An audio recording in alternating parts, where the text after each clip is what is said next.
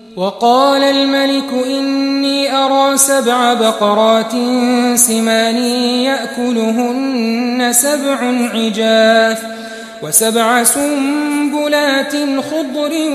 व उखर याबिसात या अय्युहल मलअ अफ्तूनी फी रु'याय इन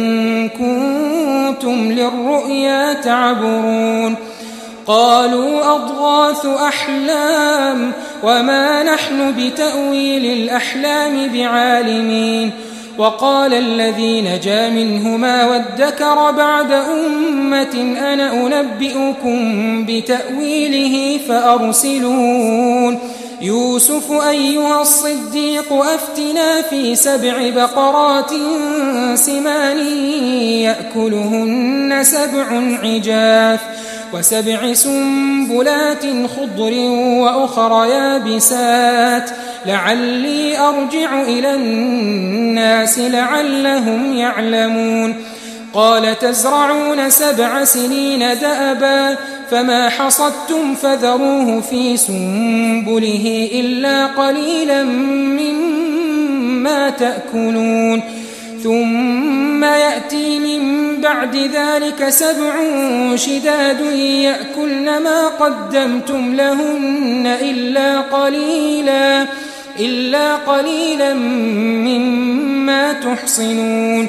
ثم يأتي من بعد ذلك عام فيه يغاث الناس وفيه يعصرون। और बादशाह ने कहा कि मैंने ख्वाब देखा है, देखता क्या हूं कि 7 मोटी गायें हैं जिनको 7 दुबली गायें खा रही हैं, और 7 खोशे सब्ज हैं और 7 खुश्क। ए दरबारियों, अगर तुम ख्वाबों की ताबीर दे सकते हो तो मुझे मेरे ख्वाब की ताबीर बताओ। उन्होंने कहा, ये ख्वाब तो परेशान ख्याली से हैं और हमें ऐसे ख्वाबों की ताबीर नहीं आती। और वो शख्स जो दोनों कैदियों में से रिहाई पा गया था और जिसे मुद्दत के बाद वो बात याद आ गई, बोल उठा कि मैं आपको इसकी ताबीर ला बताता हूं, मुझे कैद खाने जाने की इजाजत दीजिए। गरज वो यूसुफ के पास आया और कहने लगा, यूसुफ,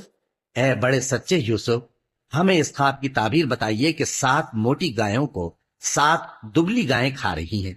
और 7 खोशे सब्ज हैं और 7 सूखे, ताकि मैं लोगों के पास वापस जाकर ताबीर बताऊं। अजब नहीं कि वो तुम्हारी कद्र जाने। उन्होंने कहा कि तुम लोग 7 साल मुतवातिर खेती करते रहोगे, तो जो गल्ला काटो तो थोड़े से गल्ले के सिवा जो खाने में आए बाकी को खोशों में ही रहने देना।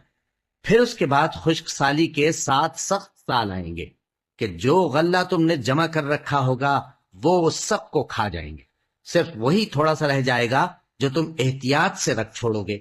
फिर उसके बाद एक ऐसा साल आएगा कि खूब मेंह बरसेगा और लोग उसमें रस निचोड़ेंगे।